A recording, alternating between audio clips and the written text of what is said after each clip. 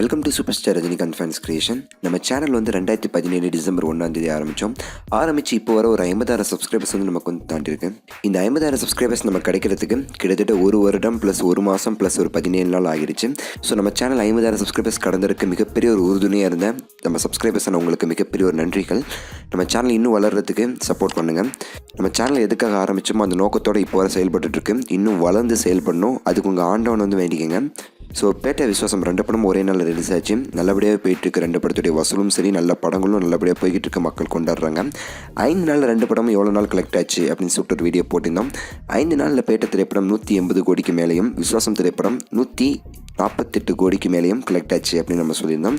ஒரு 2 நாள் இப்போ சேர்ந்துருக்கு. இந்த 2 நாள் சாதாரண நாள் கிடையாது, மக்கள் தேட்டருக்கு போய் கொண்டாடுற நாள். ஏன்னா பொங்கல் தினம் பார்த்தீங்களா. ஸோ 2 நாள் அதிகமாகவே வசூல் வரும் எதிர்பார்க்கப்பட்டுச்சு. அதே மாதிரியே அதிகமாகவே வந்திருக்கு அப்படின்னு தான் சொல்லணும். இப்போ 7 நாளில் மொத்தமாக பேட்டை திரைப்படம் 230 கோடி தாண்டி வசூல் செஞ்சிருக்கு அப்படின்னு சொல்லியிருக்காங்க. அதே நேரத்தில் விஸ்வாசம் திரைப்படம் 7 நாட்களில் 190 கோடி தாண்டி வசூல் செஞ்சிருக்கு அப்படின்னு சொல்கிறாங்க. இன்னும் ஒரு நாள், அதாவது இன்னைக்கு பார்த்தீங்க அப்படின்னா 17ஆம் தேதி, இன்னைக்கும் பார்த்தீங்கன்னா பல இடங்களில் தேட்டர்கள் வந்து ஹவுஸ்ஃபுல்லாக இருக்குது. சில தேட்டர்கள் 90% ஆக்குபென்சியோட நல்லாவே ஓடிக்கிட்டு இருக்குது. ஸோ அந்த வகையில் பார்க்கும்போது இன்னியோட வசூலையும் சேர்த்து மொத்தமாக 250 கோடியை தாண்டி பேட்டை திரைப்படம் வசூல் செய்யும் அப்படின்னும், விஸ்வாசம் திரைப்படம் கிட்டத்தட்ட ஒரு 210 கோடியை தாண்டி வசூல் செய்யும் அப்படின்னு எதிர்பார்க்கப்படுறேங்க.